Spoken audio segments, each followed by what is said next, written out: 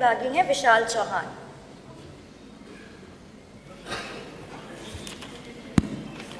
है प्रीत जहां की रीत सदा, मैं गीत वहां के गाता हूँ।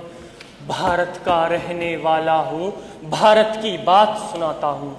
देश की सबसे बड़ी विधानसभा में उपस्थित माननीय अध्यक्ष महोदय, निर्णायक मंडल एवं प्रत्येक जिले से आए युवा साथियों को समस्त हापुड़वासियों की ओर से राम राम। आज मैं विशाल चौहान इस गरिमामयी सदन में एक ऐसे विषय पर युवा शक्ति की हुंकार भरने आया हूं जो भारत को विकसित बनाने में मार्ग प्रशस्तीकरण का कार्य कर रहा है। वह विषय है केंद्रीय बजट 2026 विकसित भारत की ओर युवा शक्ति का बजट। महोदय, आज जब हम विश्व की ओर देखते हैं तब अस्थिरता के इस दौर में हम पाते हैं कि भारत नित्य प्रतिदिन नवीन ऊंचाइयों को छूता जा रहा है। तब स्वाभाविक रूप से एक प्रश्न मन में आता है कि आखिर इस अभूतपूर्व प्रगति का आधार क्या है?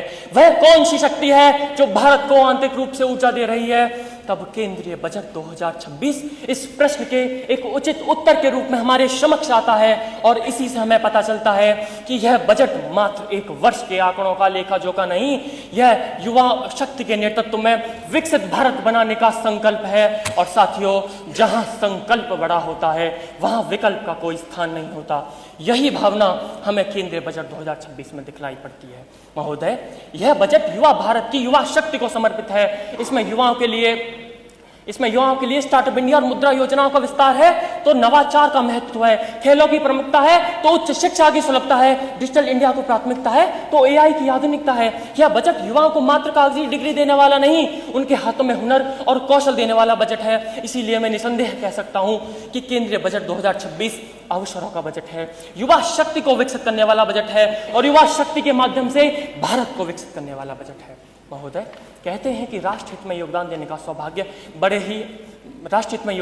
अवसर बड़े ही सौभाग्य से मिलता है। आज की युवा पीढ़ी को देश की आज़ादी में भूमिका निभाने का अवसर नहीं मिला, परंतु आज राष्ट्र निर्माण में अपना योगदान देने का सौभाग्य हमारे पास आया है। माननीय प्रधानमंत्री श्री नरेंद्र मोदी जी ने युवा शक्ति के नेतृत्व में विकसित भारत का स्वप्न देखा है। आज उन्हीं की दूरदर्शिता और कुशल नेतृत्व में भारत का जनजी राष्ट्र निर्माण में अपना योगदान दे रहा है और इसी के लिए आवश्यक हो जाता है कि इस बजट को आधार बनाकर युवा स्वयं को विकसित करे, अपने गांव समाज को विकसित करे और कदम से कदम मिलाकर प्रधानमंत्री जी के साथ विकसित भारत के लक्ष्य की ओर आगे बढ़े।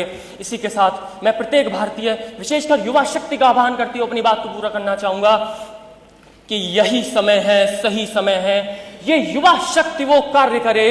यही समय है, सही समय है, ये युवा शक्ति वो कार्य करे कि संपूर्ण जगत एक सुर में गाकर भारत की जयकार करे, मेरे भारत की जयकार करे। नमस्कार।